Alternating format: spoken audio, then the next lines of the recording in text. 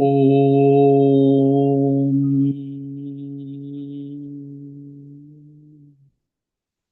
नमो भगवते वासुदेवाय। ओम नमो भगवते वासुदेवाय। ओम नमो भगवते वासुदेवाय।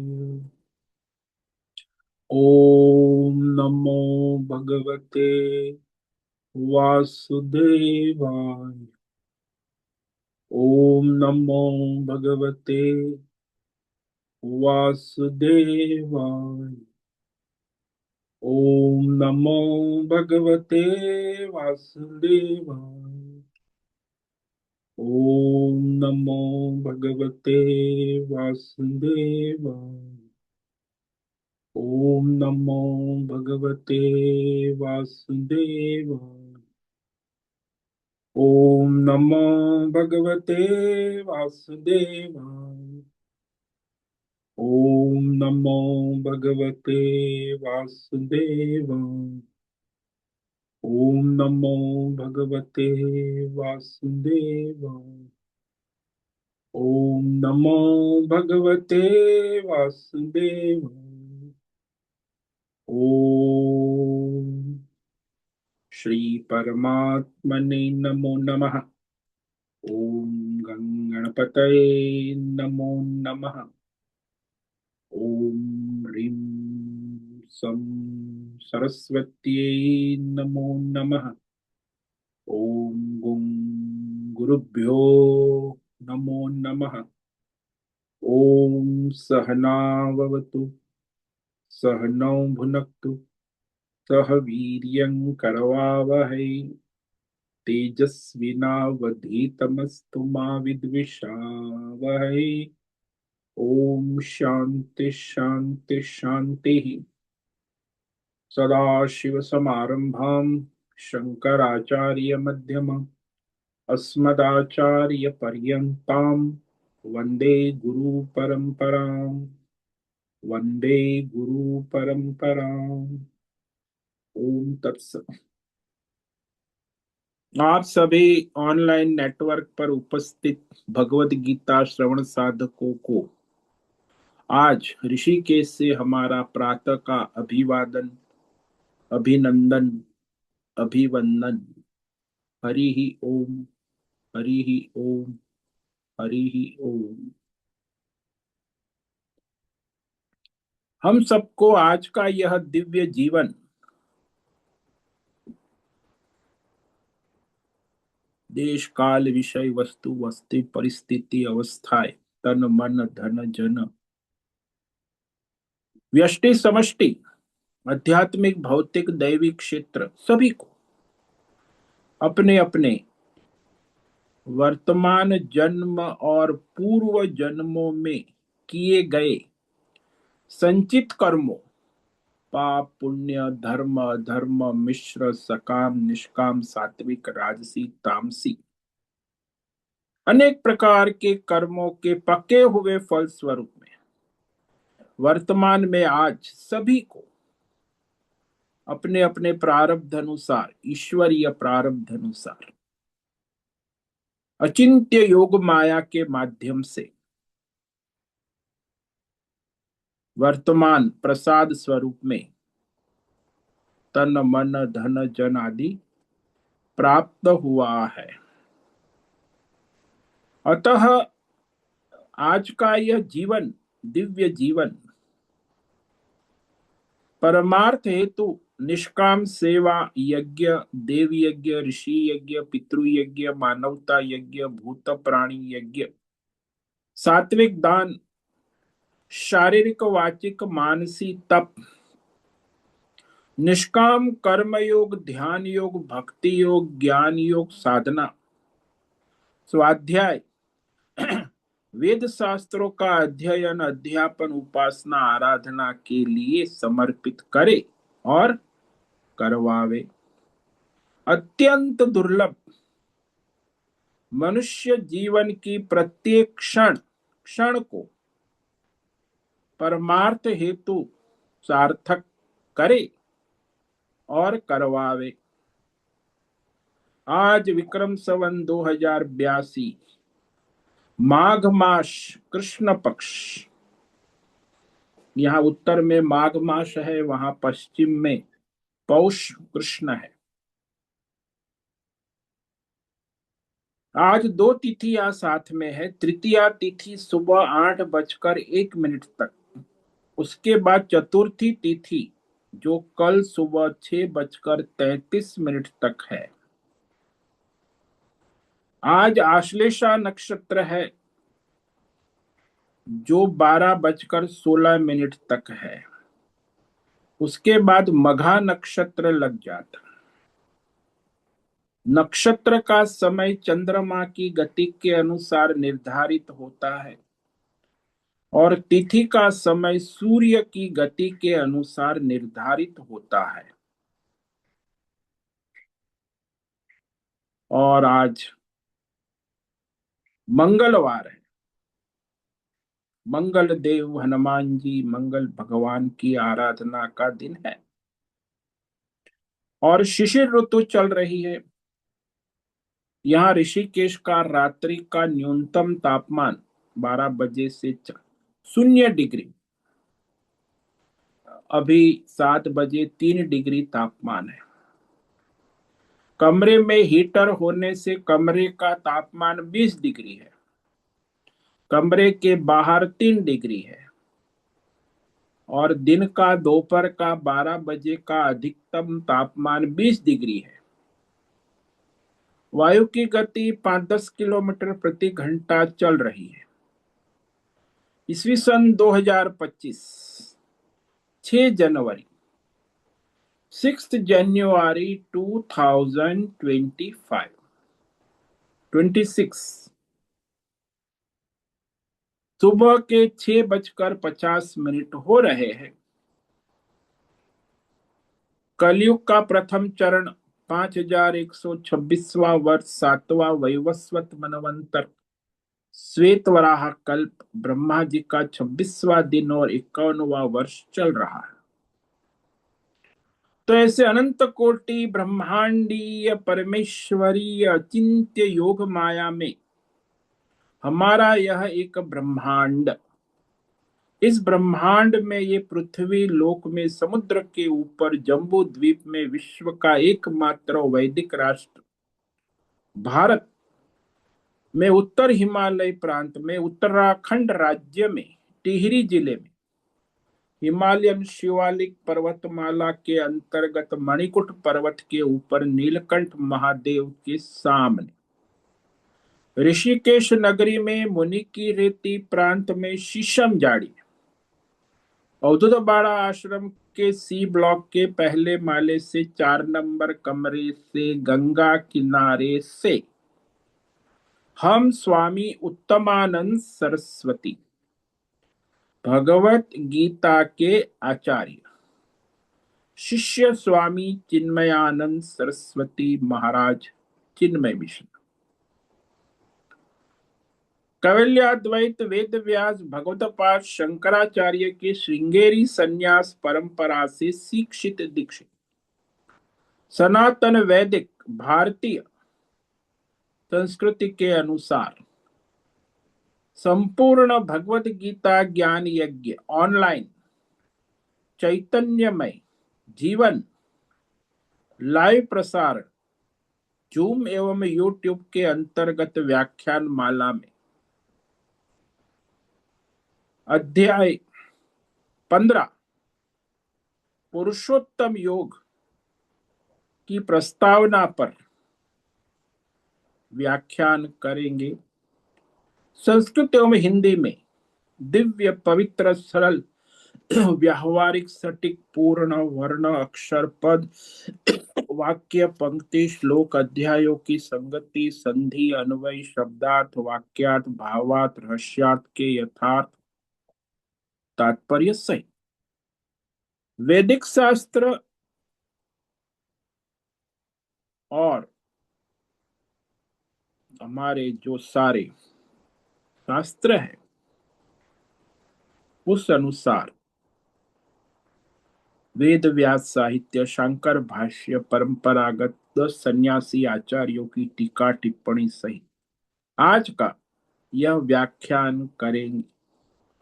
दिव्य पवित्र सरल व्यावहारिक सटीक पूर्ण वर्ण अक्षर पद वाक्य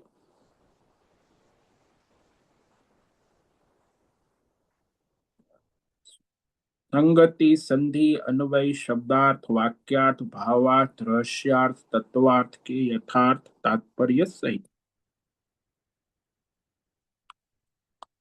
आज का यह व्याख्यान करेंगे। कृपया आप सभी श्रद्धा भक्ति ध्यान से परिपूर्ण होकर के यह दिव्य श्रवण साधना करें और उसमें से कुछ ग्रहण करे, कुछ धारण करे, कुछ अपने जीवन में चरितार्थ करे और उसमें निरंतरता लाए।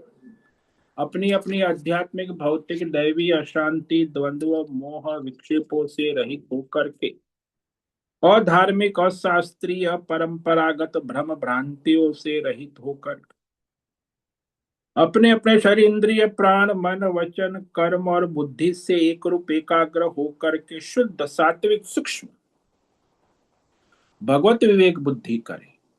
वेद शास्त्र एवं आचार्य परंपरा अनुसार विवेक करे और करवावे।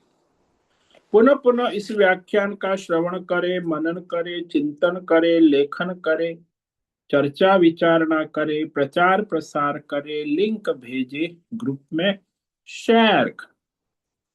अपना और सबका परम कल्याण करे और करवावे। ओम तत्सत। ओम ओम ओम।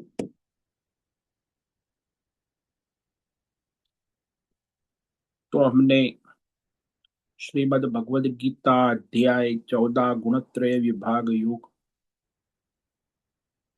पर विवेक विचार कर लिया है। तब हम 15वां अध्याय जो भगवद गीता का मुकुट है, पुरुषोत्तम योग कहो, परमात्मा योग कहो, परमार्थ योग कहो,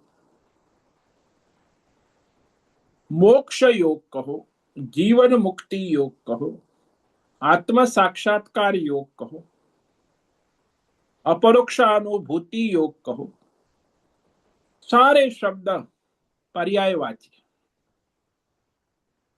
ज्यादातर साधक लोग ये पर्यायवाची शब्दों में भ्रमित हो जाते, प्रश्न पूछते, हमें पता चलता है कि अभी महाराज पुरुषोत्तम योग किसे, फिर पूछेगा महाराज अमृत किसे कहते, फिर पूछेंगे महाराज परमात्मा किसे कहते, फिर पूछेंगे मोक्ष किसे कहते। अरे भाई सब एक ही बात है।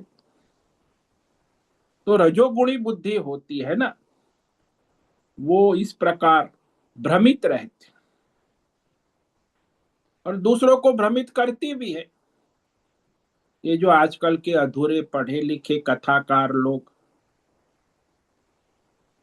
वो भी बड़ा भ्रम फैलाता, शब्दों की माया जाल में भक्तों को घुमाते रहते। लेकिन ऐसा कुछ नहीं है, बहुत ही सरल है, सीधा है। पुरुषोत्तम योग यानी परमात्मा योग, ज्ञान योग भी कह सकते, आत्मज्ञान योग भी कहते, ब्रह्म योग भी कहते। तो इस तरह जो ये शब्द नाम गुण में इतने भ्रमित हो जाते भगत लोग साधक कि मूल तत्व एक तरफ रह जाते, उसी में उलझे रहते। तो ये जो 15वां अध्याय है, ये तो वैसे कहे तो 4 वेदों का सार भगवद गीता है। लोग कहे हमें 4 वेद पढ़ने का समय कहाँ है महाराज, हम तो प्रोफेशनल है, डॉक्टर, इंजीनियर, बड़े बड़े लोग हैं, हमें फुर्सत कहाँ है। अच्छा, बहुत बड़े बड़े लोग हैं, युद्ध वेद पढ़ने का समय नहीं है, तो कम से कम भगवत गीता पढ़ लो। वो भी समय नहीं है महाराज, भगवत गीता पढ़ने का समय भी। तो फिर कम से कम एक अध्याय पुरुषोत्तम योग पढ़ लो, 5 मिनट लगेंगे, वो भी समय नहीं है। तो कहे एक श्लोक पढ़ लो, अध्याय 11, 55वां श्लोक। मत कर्म कृत मत परम मद भक्त संग निर्वैर सर्वभूत। पढ़ो का मतलब है जीवन में चरितार्थ करो, क्योंकि ज्ञान तो तभी विज्ञान है, तभी सार्थक होता। नहीं तो कोरा ज्ञान बुद्धि का विलास, आजकल वही चल रहा है। ज्ञान तो बहुत, एआई आर्टिफिशियल इंटेलिजेंस भी बहुत ज्ञान छाट रहा है, लेकिन विज्ञान कहाँ से आएगा, अनुभूति कहाँ से आएगी, साधना कहाँ, एआई साधना तो नहीं करेगा, वो तो ज्ञान देगा। इसीलिए परमार्थ योग जो है, उसके लिए ये 15वां अध्याय, यानी संपूर्ण सनातन धर्म का सार। यदि आपने पूरी गीता नहीं पढ़ी, 4 वेद नहीं पढ़े, यदि इस पुरुषोत्तम योग को यदि ठीक से पढ़ लिया, तो आप चारों वेदों के ज्ञाता है, आप संपूर्ण सनातन वैदिक धर्म के सभी साहित्य के आचार्य हैं। क्योंकि ये 20 श्लोक में भगवान ने सनातन धर्म के 4 तत्व को प्रकाशित किया है। वो 4 तत्व कौन से हैं? एक तो जीवात्मा संसार में मोहित है, तो संसार का तत्व क्या है, जगत का स्वरूप क्या है, ये भगवान 1 से 4 श्लोक तक कहेंगे इस अध्याय में। फिर ये जीवात्मा जीव के चक्कर में पड़ा, ये सारे जीव, मेरा बेटा, मेरी बेटी, मेरी माँ, मेरा गुरु, मेरा चेला, मेरी चेली, ये सब जीव में पड़े हैं ना। तो भगवान ने 7 से 11 तक इस अध्याय में जीवात्मा का तत्व बताया कि जीवात्मा क्या है, उसका स्वरूप क्या है। तीसरा जो है, संसार में लोग देवी देवता और ईश्वर के चक्कर, मेरे ब्रह्मा, मेरे विष्णु, मेरे शिव, मेरी देवी, मेरे गणेश बाबा, तो ये मेरे ईश्वर, इष्ट ईश्वर। तो भगवान ने 12 से 15 तक ये ईश्वर तत्व का स्वरूप कहा है। इस अध्याय में 12 से 15 तक ईश्वर का स्वरूप, और इस अध्याय में 16 से 20 तक परमेश्वर का स्वरूप, पुरुषोत्तम योग, परमात्मा का स्वरूप निरूपण किया है। यही हमारे सनातन धर्म के 4 स्तंभ है। ये जो जीव जगत और देवी देवता ईश्वर जो है, वो माया का मेला है, त्रिगुणी माया। जीव अविद्या उपाधि वाला है, जगत पंच महाभूत वाला है, ईश्वर माया सत्वगुणी माया का स्वरूप है। ये तीनों से परे, तीनों से रहित, तीनों का आधार, तीनों को प्रकाश करने वाला माया, जिसके अधीन कार्य करती है, वो पुरुषोत्तम परमात्मा कहे जाते हैं। तो 16 से लेके 20 तक पुरुषोत्तम परमात्मा का स्वरूप भगवान ने कहा है।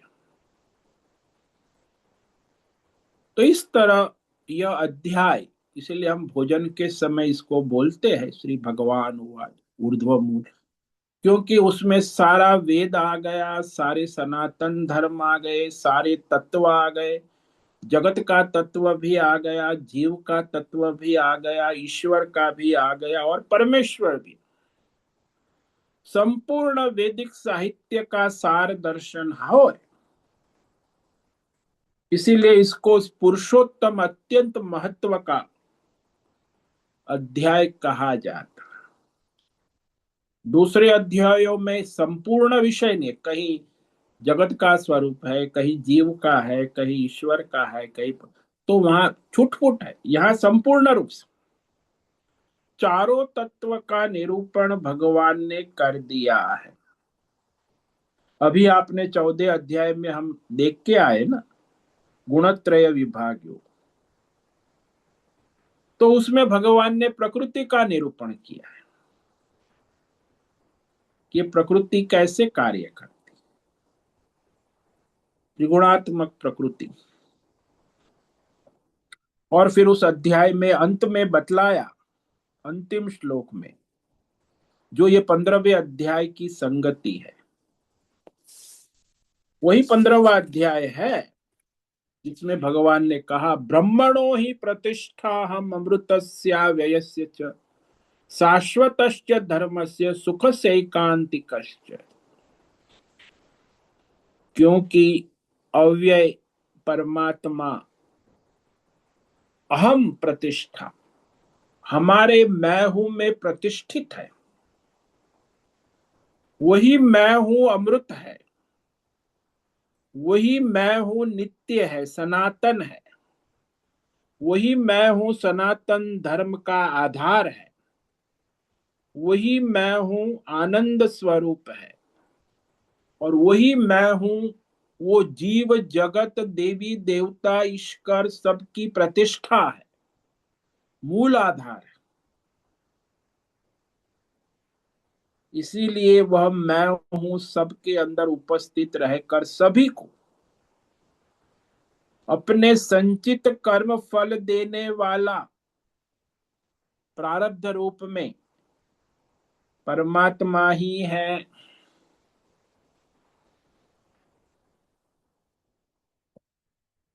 तो जो कर्म में लगे हैं, उपासना में लगे हैं, उनको उनकी कर्म उपासना का फल देने वाले ये मैं हूं परमात्मा ही है। और जो लोग विवेक वैराग्य संपन्न निवृत्ति परायण ब्रह्म ज्ञान परमार्थ ज्ञान साधना करने वाले हैं, उन परमार्थ ज्ञान का फल मोक्ष देने वाले भी मैं हूं रूप में परमात्मा ही है। तो परमात्मा की जो ज्ञान स्वरूप साधना है वो मोक्ष फलदायी है। ये फल का रहस्य अद्भुत है। हमारे ब्रह्म सूत्र में तीसरे अध्याय के दूसरे भाग में 38वें सूत्र में कहा है, फल मत उपपत्ते। कोई भी कर्म हो, कोई भी उपासना हो, कोई भी साधना हो, कोई भी ज्ञान हो, जीवात्मा चाहे जो भी करे, उसके कर्म ज्ञान उपासना फल के अनुसार फल देने वाले केवल परमात्मा ही है।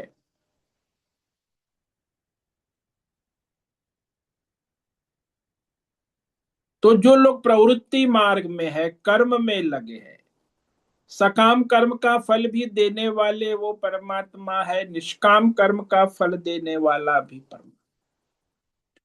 सकाम निष्काम खिचड़ी पकाने वाले का फल देने वाले भी परमात्मा। सकाम उपासना करने वाले, निष्काम उपासना, सकाम उपास निष्काम खिचड़ी पकाने वाले का फल देने वाले भी परमात्मा। भौतिक ज्ञान, अध्यात्म ज्ञान, दैवी ज्ञान का फल देने वाले भी परमात्मा, निष्काम परमार्थ ज्ञान का फल देने वाला भी परमात्मा। यानी कर्म, उपासना, ज्ञान, भक्ति जो भी मनुष्य करता है उसका फल देने वाले केवल परमात्मा ही है। अब ये जो प्रवृत्ति मार्ग है, कर्म उपासना में लगे है ना, उनके सकाम कर्म उपासना का फल देने के लिए परमात्मा त्रिगुणी माया शक्ति से उनके प्रारब्ध रूपी फल बन जाते हैं। प्रारब्ध रूपी कर्म फल रूप में प्रकट हो जाते हैं। और यदि वो ज्ञान परमार्थ ज्ञान में लगे हैं तो उसका फल मोक्ष देने के लिए माया उपाधि रहित सच्चिदानंद परमात्मा प्रकट हो जाते हैं।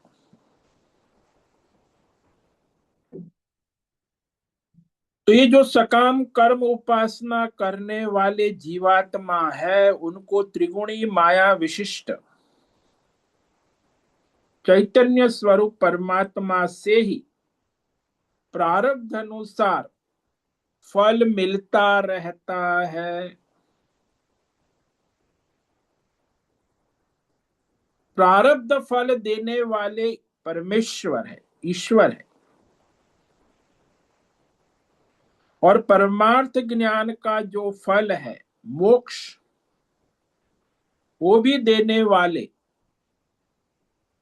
परमात्मा ही है। इसीलिए प्रवृत्ति परायण कर्म में लगा हो जीवात्मा, चाहे उपासना में लगा हो, चाहे ज्ञान में लगा हो, चाहे जीवात्मा सकाम में लगा हो, निष्काम में लगा हो, चाहे जीवात्मा धर्म करता हो या अधर्म करता हो, चाहे खिचड़ी पकाता हो, उसके प्रति क्षण सारे कर्मों का फल प्रारब्ध अनुसार परमात्मा उचित समय पर देते ही है। इसीलिए कर्म फल दाता केवल परमात्मा है। इसलिए तो कहते ना, भगवत ये है गीता का ज्ञान, ये है गीता। फल की चिंता छोड़ो, फल देने वाला आप अपने कर्म पर ध्यान दो। आज दुनिया में 90%, कहो कि 99% सभी की बुद्धि फल पर लगी है, कर्म पर ध्यान देते नहीं है। केवल फल क्या मिलेगा वैसे कर्म करना है, यानी फल को केंद्र में रख के कर्म करते हैं। और भगवान कहते फल तो मेरे हाथ में है, तुम चाहे कितना भी फल का चिंतन करो, चिंता करो, जैसा कर्म करोगे वैसा फल देता भगवान। ये है गीता का ज्ञान, ये है गीता का ज्ञान। कर्म पर, उपासना पर, साधना पर कोई ध्यान नहीं दे, फल की चर्चा करते। कथाकार लोग हैं, ये सब प्रवचन करने वाले धर्मात्मा लोग हैं, नेता लोग हैं, कॉर्पोरेट, सब यही प्रॉफिट, फल, फायदा। अरे भाई, तुम्हारा स्वधर्म कर्तव्य पर भी ध्यान नहीं, फल के कारण स्वधर्म से भी भ्रष्ट हो जाते और फिर टेंशन, तनाव, डिप्रेशन में रहते हैं। तो ये कर्म करना ही नहीं है ना, फल ही चाहिए। तो इसलिए ये कॉरपोरेट वर्ल्ड में, ये फार्मा इंडस्ट्री सबका जो है मानसिक रोग और शारीरिक रोग की दवा का धंधा सबसे बड़ा अच्छा चलता है। क्योंकि कर्म तो करना नहीं है, फल चाहिए, वो भी उल्टा सीधा कुछ भी करके। तो जिसका लक्ष्य केवल फल है, कर्म पर ध्यान नहीं है, वो तो बर्बादी हो गया, क्योंकि वो कर्म नहीं ठीक से करेगा तो फल कैसे मिलेगा। और फल देने वाला परमात्मा है।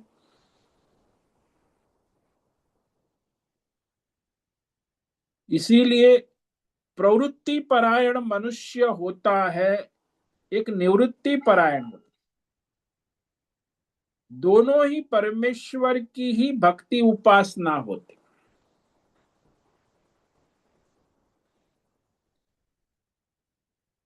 जब हम देवी देवता ब्रह्मा विष्णु महेश गणेश की आराधना भेद बुद्धि से करते हैं कि वो जीव, मैं जीव हूं, वो ईश्वर है, शिव जी है, गणेश है, विष्णु भगवान है,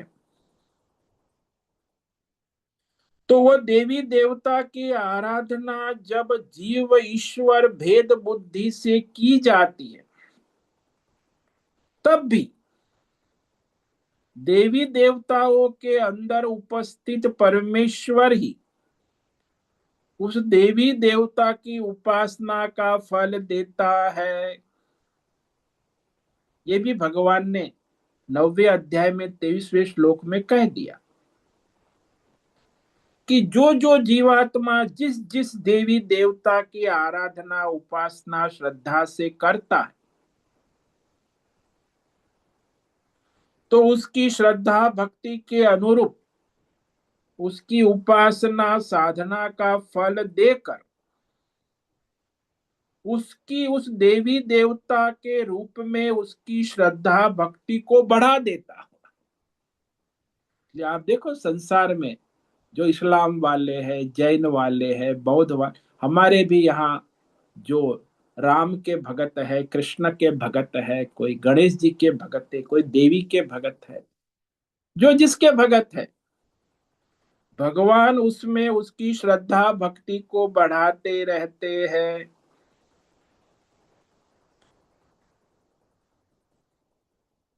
और वह देवी देवता की उपासना करने वाला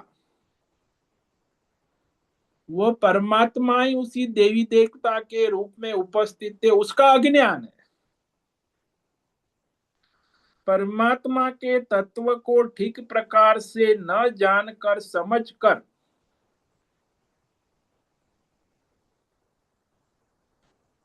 वह उस देवी देवता की उपासना करता रहता है।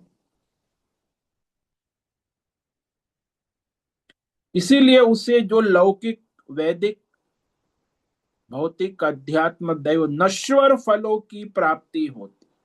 नश्वर फल क्या है?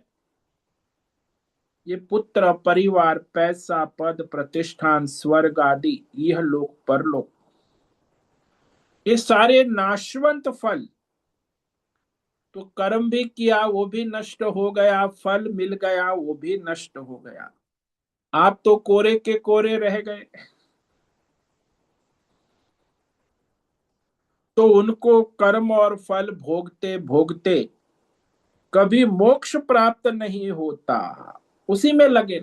कर्म करेंगे फल भोगेंगे, फिर कर्म करेंगे फिर फल। तो इस तरह वो परमार्थ मोक्ष से वंचित रहते हैं।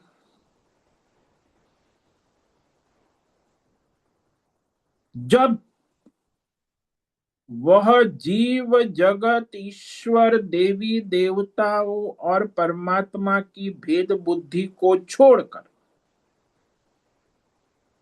सर्वत्र परमेश्वर के स्वरूप को उपस्थित जानकर, यानी सब जगह परमात्मा की उपस्थिति है,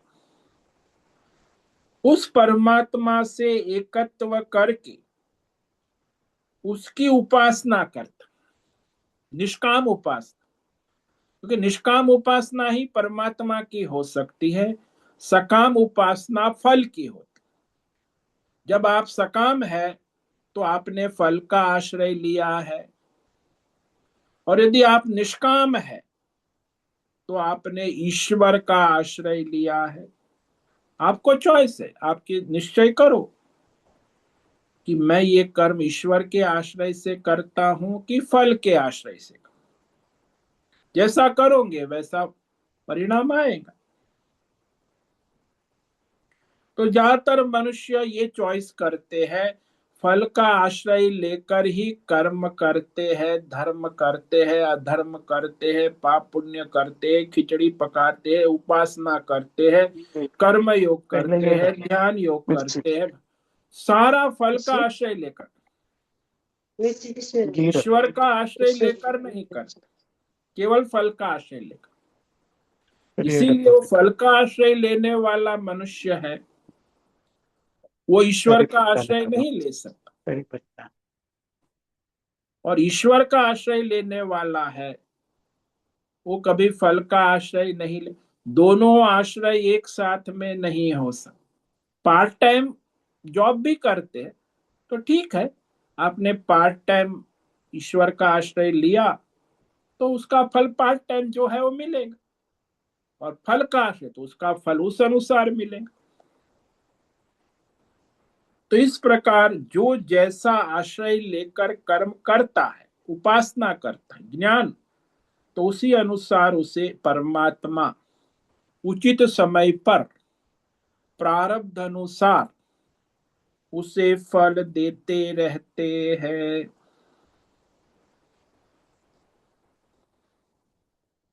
तो जब मनुष्य परमात्मा से एकत्व करके निष्काम भाव से कर्म उपासना करता है,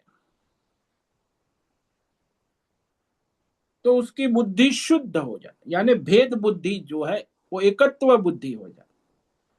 भेद बुद्धि है वो अशुद्ध है, द्वैत बुद्धि भेद, और जो एकत्व बुद्धि है भगवान के साथ वो शुद्ध बुद्धि। जैसे आप घर में देखते हो कि वो माता पिता का लाडला छोटा जो है, 3 साल का, 1-2 साल का शिशु, तो भगवान को, माता पिता को समर्पित। और दूसरा जो 10-12 साल का, हा, उसके तो भाई, तो वो तो अपनी कामना इच्छा। अभी एक माँ कह रही थी कि रोज 50-100 रुपये का नमकीन बिस्कुट चना फना ये कुछ कोल्ड ड्रिंक बोल्ड ड्रिंक खा जाता है, सुनता नहीं, और फिर बीमार होता है तो उसे मुझे अस्पताल भी ले जा। अब ये 12 साल का ये हाल है, माता पिता क्या कर, आतंक मचा रखा। और छोटा शिशु है वो तो बस जैसे माता पिता रखते प्रेम से रहता समर्पित, और ये 12 साल का हो गया, आतंकवादी हो गया है, स्वयं भी परेशान है, माता पिता को भी परेशान करता। ऐसे ये जीवात्मा है। एक जीवात्मा है जो परमात्मा को समर्पित शिशुवत अपना प्रारब्ध अनुसार स्वधर्म करता है, और दूसरा है वो 12 साल का आतंकवादी, स्वयं भी परेशान रहता है और ईश्वर को भी परेशान करता है। वही उसके कर्म है,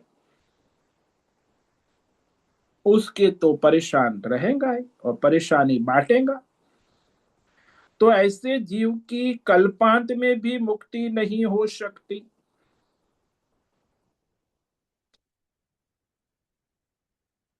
भगवान को जब तक समर्पित नहीं होगा, निवृत्ति परायण नहीं होगा, तब तक मुक्ति नहीं हो सकती। यदि वो निष्काम है, समर्पित है, और ये संसार के कर्म फल में निवृत्ति परायण है, कर्म फल तो निवृत्ति परायण है, उसके लिए मुक्ति सिद्ध हो जाती, क्योंकि निष्काम है, समर्पित है, तो उसकी बुद्धि शुद्ध हो जाती, एकत्व वाली भगवत बुद्धि, इसी को शुद्ध बुद्धि कहते। और जो भेद वाली है द्वैत बुद्धि, वो अशुद्ध बुद्धि। जब शुद्ध बुद्धि भगवान से एकत्व होगी, जैसे वो शिशु की शुद्ध बुद्धि है, माता पिता से एकत्व रखता है जैसे माता पिता रखते हैं रहे, और वो 12 साल का भेद बुद्धि आतंक मचाता है, स्वयं भी परेशान रहता है, माता पिता को भी। तो ये भेद बुद्धि वाला जीवात्मा, आजकल संसार में 99% ऐसे ही जीवात्मा सारे संसार में आतंक मचा रहे हैं, भगवान से एकत्व करना ही नहीं, तो परेशान अशांति संसार में देखी जाती। तो इस प्रकार वह जीवात्मा जो क्षेत्रज्ञ है, वह वास्तव में परमात्मा से अभिन्न एकत्व रूप ही है। ऐसा जो जान लेता है, समझ लेता है कि जो मैं हूं, मेरा क्षेत्रज्ञ, वही परमात्मा। और यदि उसमें वो स्थित हो जाता है, स्थिति बना लेता है, तो वह गुणातीत हो जाता है। वही तो भगवान ने कहा ना पिछले, गुणातीत का स्वरूप भी भगवान ने विस्तार से 14वें अध्याय में कहा। अब ये जो अध्याय है, 15वां अध्याय, इसमें अर्जुन ने कोई प्रश्न नहीं पूछा है। भगवान स्वयं ही प्रसन्न होकर संपूर्ण वेदों का सार और परमात्मा के तत्व का स्वरूप क्या है, वास्तविक मेरा पीछे हो गया है। पुरुषोत्तम योग, अभी पीछे 3 क्लास हो गए हैं। अभी पुरुषोत्तम तक आने योग का किसे जरूरत कहते, नहीं। वास्तव में पुरुषोत्तम योग किसे कहते? तो ये भगवान परमेश्वर का स्वरूप यानी पुरुषोत्तम योग क्या है? भगवान स्वयं अपनी तरफ से ही करुणा करके यह पुरुषोत्तम तत्व का उपदेश प्रारंभ करते हैं। अध्याय 14 में जो कहा वही पर कि वह परमात्मा जो कैसे है, अंतिम श्लोक में कहा, ब्रह्मणो ही प्रतिष्ठा अमृतास्यस्य च शाश्वतस्य धर्मस्य सुखस्य एकांतिकस्य। ये जो 14वें अध्याय का अंतिम श्लोक है, वही परमात्मा का स्वरूप, उसी का निरूपण करने के लिए भगवान तत्पर हुए।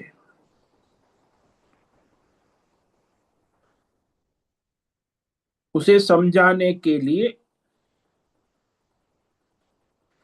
वेद और शास्त्रों में 4 प्रकार से कहा गया है। जगत का स्वरूप क्या है, विस्तार से कहा है शास्त्रों ने। जीव का स्वरूप क्या है, विस्तार से कहा है शास्त्र। देवी देवता और ईश्वर ब्रह्मा विष्णु महेश का स्वरूप क्या है, ईश्वर का वो भी शास्त्रों ने विस्तार से कहा है। और परमात्मा स्वरूप क्या है, वो भी शास्त्रों ने विस्तार पूर्वक कहा। वही चारों तत्व को भगवान यहां संक्षेप में निरूपण कर रहे हैं। तो इस अध्याय में सबसे पहले ये जो 15वां अध्याय है, श्लोक नंबर 1 से 4 तक, 1 से 6 तक नहीं, 4 तक,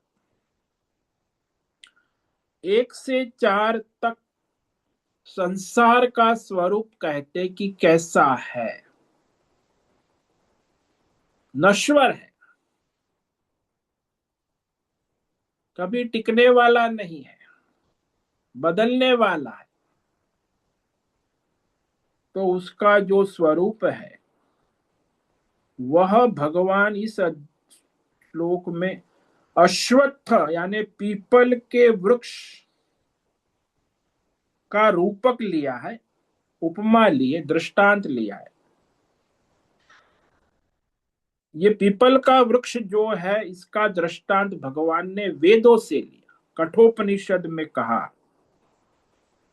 ऊर्ध्व मूल अवाक शाख ईशोच्छ्वत सनातन। तो वही कठोपनिषद का जो दूसरे अध्याय की तीसरी वल्ली का पहला श्लोक है, वह इसी संसार का निरूपण कर, संसार वृक्ष, वृक्ष की उपमा है, रूपक है, बड़ा अद्भुत रूपक।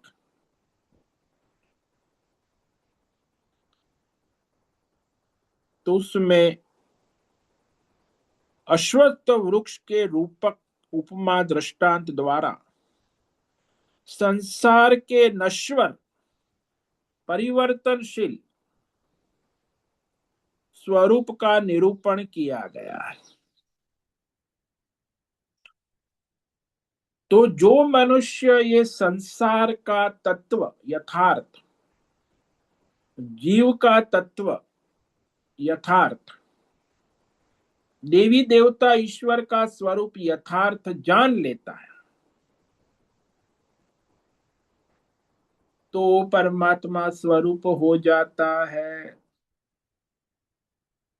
तीनों तत्व की मायामय स्थिति को जान लेता। जीव जो है अविद्या उपाधि वाला है, जगत है पंच महाभूतात्मक उत्पत्ति स्थिति लय वाला है, और ईश्वर है माया उपाधि त्रिगुणात्मक सत्व गुण माया उपाधि वाला है। तीनों माया है, त्रिगुणी माया ईश्वर, जीव जगत और ईश्वर। जगत तमोगुणी माया है, जीव रजोगुणी माया है, और ईश्वर सत्वगुणी माया है। इस माया को जो पार कर जाता है वो परमात्मा को प्राप्त हो जाता है। उसी को इस अध्याय में सबसे पहला जो शब्द है वो भी ऊर्ध्व है। ऊर्ध्व यानी सर्वोपरि, सर्वव्यापक, सर्वशासक, सबका प्रभु, भगवत सरकार, सबका राजा महाराज, जिससे ये सारा व्यवहार चलता है, जीव जगत और देवी देवता ईश्वरीय व्यवहार, माया का व्यवहार।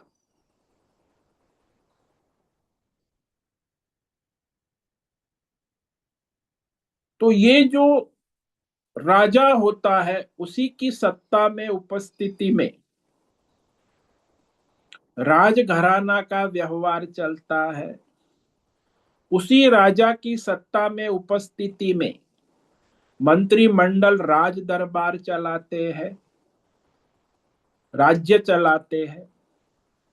उसी राजा की सत्ता में सेनापति सेना का शासन करता है। तो जो सर्वोपरि है वो राजा है। राज्य में राजघराने से भी सर्वोपरि है, मंत्रिमंडल से भी सर्वोपरि है, सैन्य मंडल से भी और प्रजा से भी सर्वोपरि।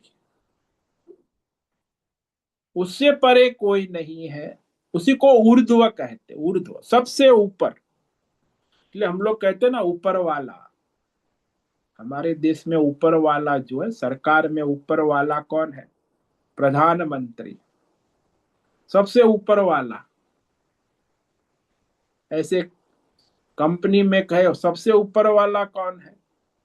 कॉर्पोरेट वर्ल्ड में ऊपर वाला मैनेजिंग डायरेक्टर। तो ऊर्ध्व कहते हो, सबसे ऊपर। तो इस पर हम कल और विवेक विचार करेंगे। तो यहां प्रस्तावना कर रहे हैं इस 15वें अध्याय की, और इस पर विस्तृत व्याख्या करेंगे। तो आप लोग लाभ ले रहे हैं और दूसरे जीव आपके आसपास बहुत सारे होंगे, उसका कल्याण हो उसके लिए भी आप प्रयास करें। क्योंकि ये जो 15वां अध्याय है संपूर्ण वेदों का सार, संपूर्ण गीता का। जिसने गीता पूरी नहीं सुनी है वो इस एक अध्याय में संपूर्ण गीता ज्ञान का सार श्रवण कर सकता। तो आप तो लाभ ले रहे हैं, लेकिन और दूसरे लोगों को भी। आजकल आपके पास व्हाट्सएप है, मीडिया है, इंटरनेट है, तो अपने तक सीमित ना रहकर दूसरों को भी लाभ लेने के लिए प्रेरित करें। बाकी ज्ञान यज्ञ तो होगा, जिसके भाग्य में होगा वो सुनेगा और अपना कल्याण करेगा। दुनिया का सबसे श्रेष्ठ, सबसे महान बुद्धि शुद्धि यज्ञ भगवद गीता ज्ञान है। आज दुनिया में सबसे बड़ी समस्या बुद्धि अशुद्धि की है। बुद्धि शुद्धि यज्ञ होते ही नहीं है। जितने भी यज्ञ बुद्धि अशुद्धि बढ़ाने वाले, जब तक बुद्धि शुद्धि नहीं होगी न जीव का कल्याण होगा न जगत का कल्याण होगा। बस मारे मारे संसार में भटकते रहो। तो बुद्धि शुद्धि सर्वश्रेष्ठ लक्ष्य होता है मनुष्य का, उस पर ध्यान ही नहीं दिया जाता। तो इस तरह यह बुद्धि शुद्धि यज्ञ प्रारंभ हो रहा है। आप लोग लाभ ले रहे हैं और दूसरे साधकों को प्रेरित करें और इसका लाभ ले और लेवा, जो अत्यंत दुर्लभ है, सुलभ नहीं। आज ईश्वर के अनुग्रह से, ईश्वर की प्रेरणा से आपको ये लाभ मिल रहा है, आपके पुण्य का उदय हुआ है, तभी ये श्रवण आप कर रहे। नहीं तो आज के युग में किसको फुर्सत है सुबह? कहेंगे बब्बा जी आपकी गीता सुनने का फुर्सत नहीं, मुझे तो जॉगिंग जाना होता है, योगा जाना होता है, मुझे दूध लेने जाना, इतने उसके पास काम है, सुबह तो फुर्सत ही कहाँ होती, नाश्ता बनाना है। इसलिए गीता फीता सुबह सुबह में कौन सुनेगा, क्योंकि बहुत बिजी है। तो इस तरह जिसके पुण्य होंगे, प्रारब्ध होगा, पुण्य का उदय हुआ होगा, वो इसका सत्संग करेगा। बाकी तो सब अपने कर्मों के अनुसार गति होती रहती। तो आज हमने प्रस्तावना की है, अभी इस पर और विवेक विचार करेंगे। और फिर ये जो चार तत्व है, सनातन धर्म के चार मुख्य आधार, चारों तत्वों को ठीक से जानना आवश्यक। जगत का स्वरूप क्या है? जगत का तत्व। जीव का स्वरूप क्या है? जीव का तत्व। ईश्वर का स्वरूप क्या है? देवी देवता का तत्व। और परमेश्वर परमात्मा का स्वरूप क्या है? चारों तत्व का निरूपण इस अध्याय में भगवान कर रहे हैं। श्लोक 1 से 4 तक संसार का स्वरूप, श्लोक 5 से 11 तक जीवात्मा का स्वरूप, श्लोक 12 से 15 तक ईश्वर का स्वरूप, और श्लोक 16 से 20 तक पुरुषोत्तम परमात्मा का स्वरूप निरूपण करेंगे। इसको जानने के बाद और कुछ इस संसार में जानने लायक नहीं रहता है। इसी को पुरुषोत्तम योग कहते हैं। ओम नमो नारायणाय, ओम नमो नारायणाय, ओम नमो नारायणाय, ओम नमो नारायणाय, ओम नमो नारायणाय। कायेन वाचा मनसेन्द्रियैर्वा बुद्ध्यात्मना वा प्रकृते स्वभावात् करोमि यद्यत् सकलं परस्मै नारायणायेति समर्पयामि। ओम सर्वे भवन्तु सुखिनः, सर्वे सन्तु निरामयाः, सर्वे भद्राणि पश्यन्तु, मा कश्चित् दुःखमाप्नुयात्। अस्तु मा सद्गमय, तमसो मा ज्योतिर्गमय, मृत्योर्मा मृतंगमय। ओम पूर्णमद पूर्णमिदं पूर्णात् पूर्णमुदच्यते पूर्णस्य पूर्णमादाय पूर्णमेवावशिष्यते। ओम शांति शांति शांति। शंकरं शंकराचार्यं केशवं बादरायणं सूत्र भाष्य कृतौ वंदे भगवन्तौ पुनः पुनः।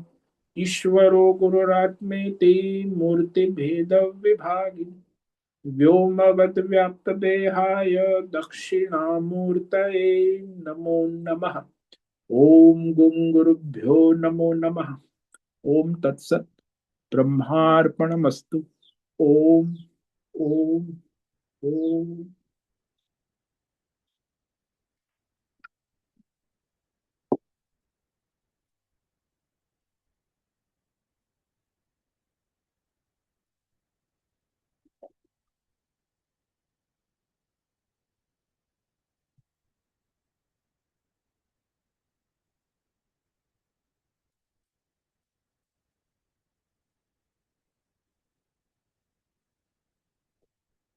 अभी प्रश्नोत्तरी का समय है। किसी भी साधक को प्रश्न है वो अभी प्रश्नोत्तरी कर सकते हैं।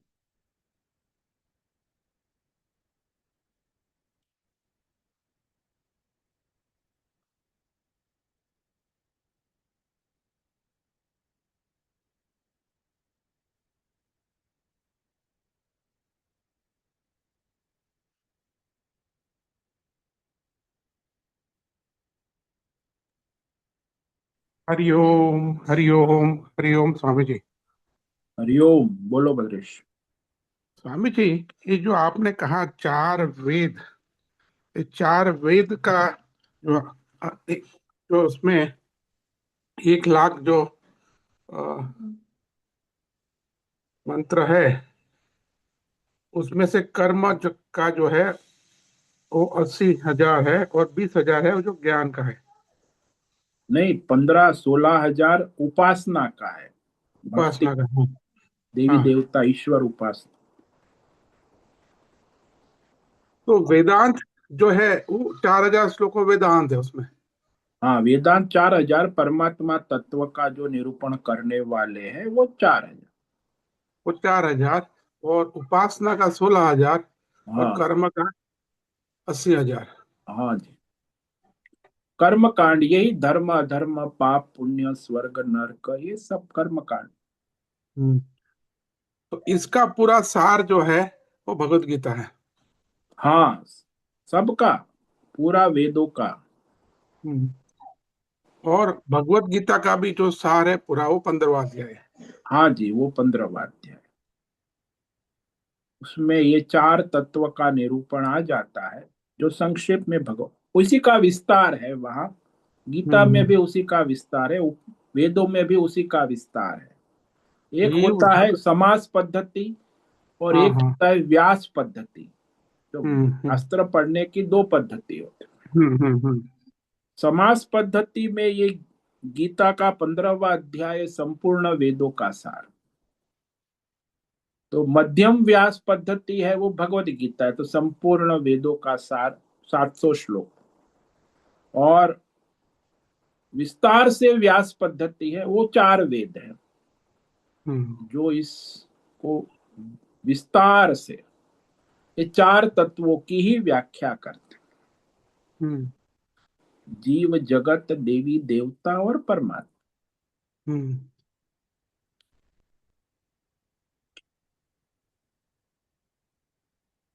तो ये जो 15वां अध्याय का महात्मा ये है ना, इसलिए लोग 15वां अध्याय का आ, पाठ करते हैं। हाँ जी, उसका महिमा वही है कि संपूर्ण वेदों का सार है और हम्म। सनातन धर्म का मूल आधार है। हम्म।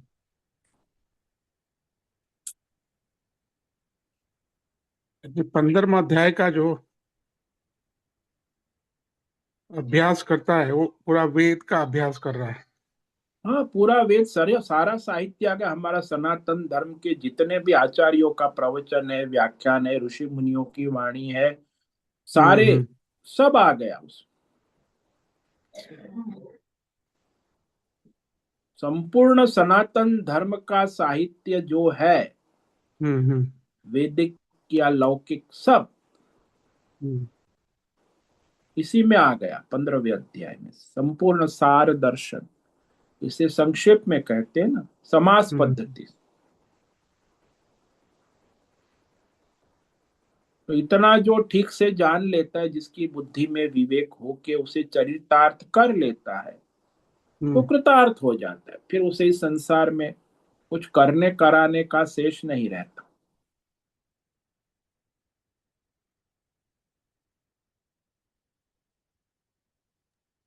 हाँ स्वामी जी, क्लियर हुआ। बहुत ही गहरा महात्मा है 15वां अध्याय का। हाँ, वो तो सामान्य नहीं है भाई, हम्म, पारसमणि है, पारसमणि। हम्म। बहुत बहुत धन्यवाद स्वामी जी। ओम नमो नारायणाय। ओम नमो नारायण।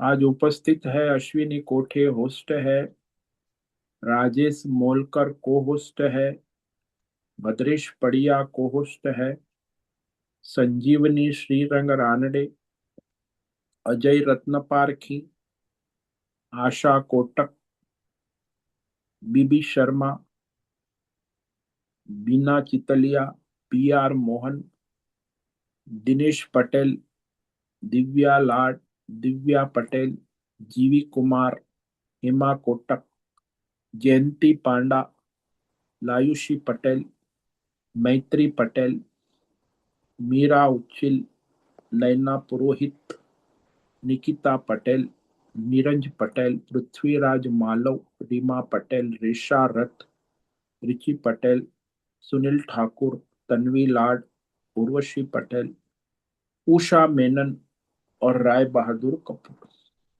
तो आज इतने साधक उपस्थित हैं, कुछ वहां यूट्यूब पर लाइव देख रहे हैं। सभी को आज गणेश चतुर्थी की बधाई हो। गणेश जी की आराधना उपासना व्रत करें और परमार्थ करें, सबका कल्याण करें। सभी को आज का ओम नमो नारायणाय। ओम नमो ओम नमो नारायण। नारायण स्वामी जी। नारायणाय सभी साधु नमो ओम नारायणाय। नमो नारायणाय। नारायणाय साधु ओम को नमो ओम नारायण नमो स्वामी जी। नारायणाय। नारायणाय। ओम नमो नारायणाय। जी ओम। मुझसे निवेदन है, आज का सत्संग पूर्ण करें। ओम नमो नारायणाय।